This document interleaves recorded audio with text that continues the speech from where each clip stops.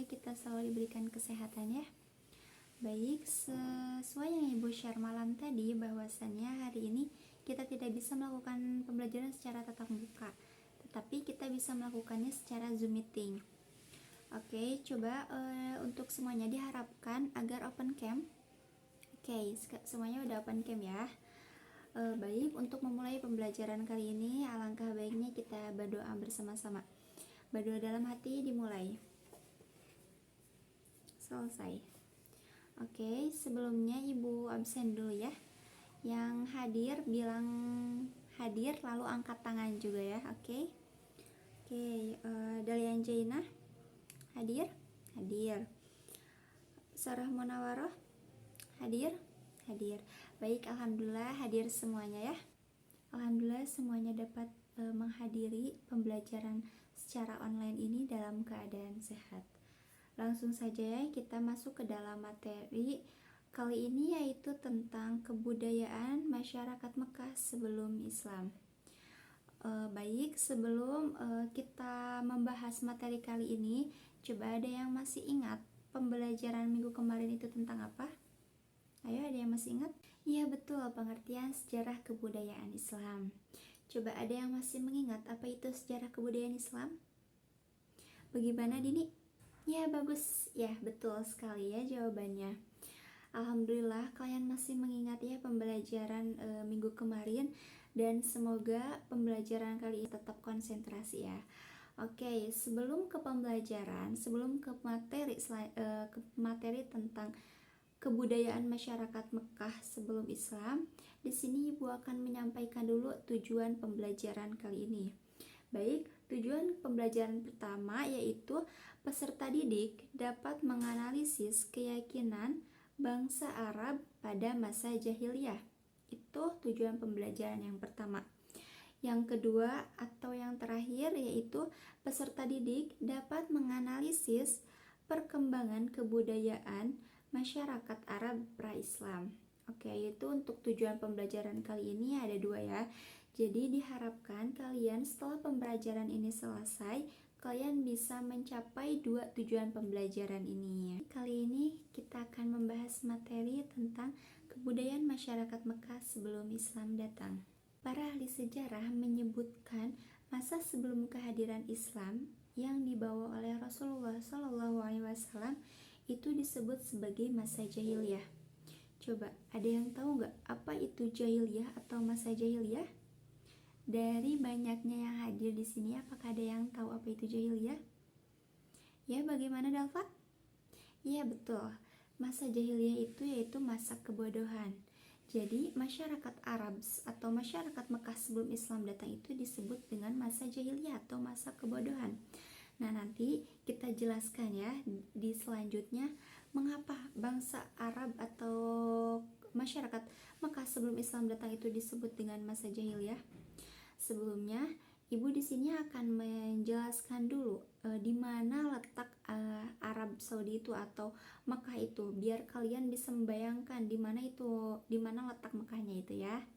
Negeri Arab adalah sebuah semenanjung di ujung barat daya benua Asia. Di sebelah utara berbatasan dengan Syam, Palestina, dan Al-Jazirah. Bisa kalian cek ya, di situ ada peta. Ibu sudah menampilkan peta, jadi kalian bisa cek. Di sebelah selatan berbatasan dengan Teluk Aden dan Samudra India. Dan di sebelah timur berbatasan dengan Teluk Oman dan Teluk Persia. Lalu di sebelah barat berbatasan dengan Selat Bab al-Mandib, Laut Merah, dan terusan Zerus. Nah, itu untuk lokasi negeri Arab ya. Jadi bisa kalian cek di peta yang sudah Ibu lampirkan di PPT itu ya.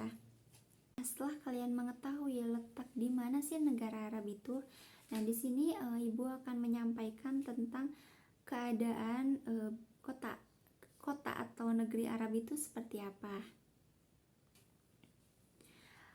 Nah, keadaan Arab khususnya daerah Mekah itu terdiri dari gurun pasir yang sangat panas dan gersang. kalian bisa lihat di situ fotonya bahwa di situ tuh sangat kelihatan gersang gitu ya, dan itu tuh kondisi cuacanya itu sangat panas dan juga pastinya gersang. Nah, keadaan kota daerah Mekah yang seperti itu mempengaruhi sikap perilaku masyarakat Mekah, baik itu dalam sosial maupun dalam budaya. Nah, masyarakat Mekah juga dikenal sebagai pengembara dan nomaden. Jadi mereka itu hidupnya itu berpindah-pindah gitu, tidak diam di satu tempat. Karena mereka itu pengembara, sehingga dan di daerah Mekah itu sangat panas, jadi mereka itu berpindah-pindah gitu untuk mencari tempat yang nyaman. Nah, mereka sering berpindah-pindah tempat itu dengan mengandalkan kendaraan gitu ya, menggunakan kendaraan kuda dan unta. Kebiasaan mengembara membuat orang-orang Arab Mekah senang hidup bebas tanpa terikat aturan dan hukum, sehingga mereka menjunjung tinggi nilai-nilai kebebasan. Nah, di sini bisa menjadi salah satu mengapa bangsa Arab terdahulu itu disebut dengan masa jahiliyah, karena mereka itu tidak mau terikat oleh aturan. Jadi mereka ingin hidup bebas tanpa adanya aturan. Oke, sampai sini ya. Apakah ada yang ingin ditanyakan? Oke, kita lanjut saja ya. Kekuatan, keperkasaan, keuletan, dan keberanian mereka itu menjadikan modal utama mereka bisa bertahan hidup di gurun pasir. Nah, karena sikap mereka yang seperti itu, sehingga mereka bisa bertahan hidup di gurun pasir walaupun mereka itu hidupnya secara nomaden atau berpindah-pindah. Nah, perilaku orang Arab juga atau orang Mekah itu, mereka tidak menyukai anak-anak, mereka tidak menyukai wanita dan bayi perempuan, dan mereka akan mengubur bayi-bayi mereka yang perempuan itu secara hidup-hidup. Nah, mengapa disebut dengan masa jahiliyah? Karena itu salah satunya mereka hidup berkebebasan, dan mereka itu selalu merendahkan wanita dan membunuh bayi-bayi perempuan. Lanjut ya, sekarang ke keyakinan bangsa Arab pada masa jahiliyah. Nah, di sini tuh ada 4 golongan yang ada pada masa Arab sebelum Islam.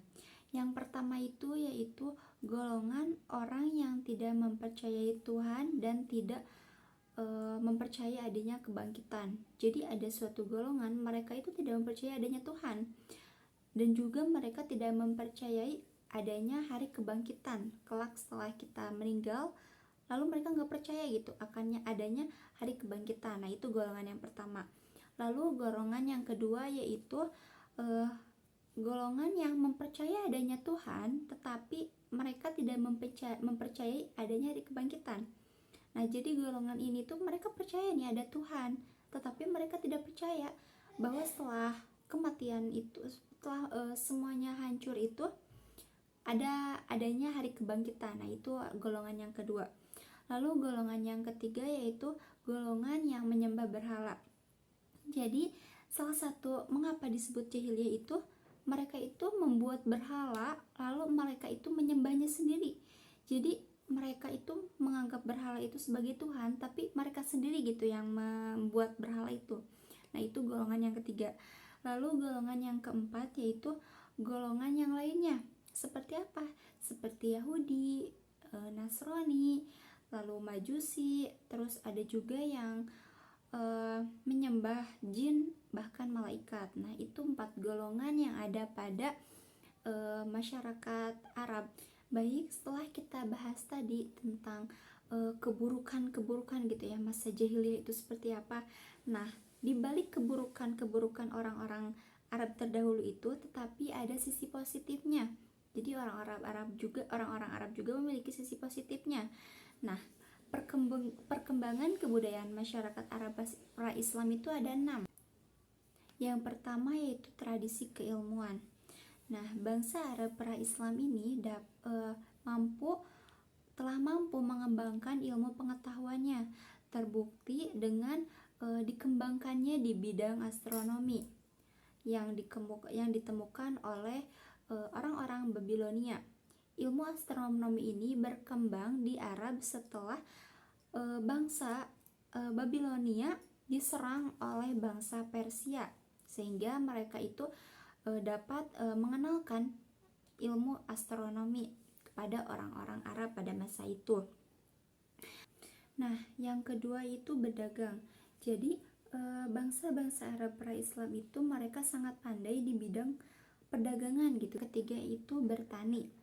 Jadi masyarakat atau orang-orang Arab pra-Islam itu mereka bertani gitu ya. Apalagi di pedalaman atau di daerah Baduy. Nah, mata pencahariannya itu bercocok tanam dan bertani gitu, sehingga orang-orang Arab pra-Islam itu sangat pandai dalam bercocok tanam atau bertani dan dalam beternak. Nah, selanjutnya yaitu bersyair. Jadi orang-orang Arab pra-Islam ini dikenal sebagai sastrawan Arab. Jadi banyak sastrawan-sastrawan Arab yang pandai membuat syair-syair gitu. Bahkan syair-syairnya itu bisa diperjualbelikan. Jadi emang orang Arab terdahulu itu sangat dikenal dengan syairannya yang sangat indah. Nah, itu yang keempat. Lalu yang kelima yaitu menghormati tamu. Nah, karena mereka itu sosialnya sangat tinggi, sehingga mereka itu akan menghormati tamunya. Bahkan mereka rela berkorban, rela mengeluarkan hartanya gitu untuk memuliakan tamunya. Nah, yang terakhir yaitu menepati janji.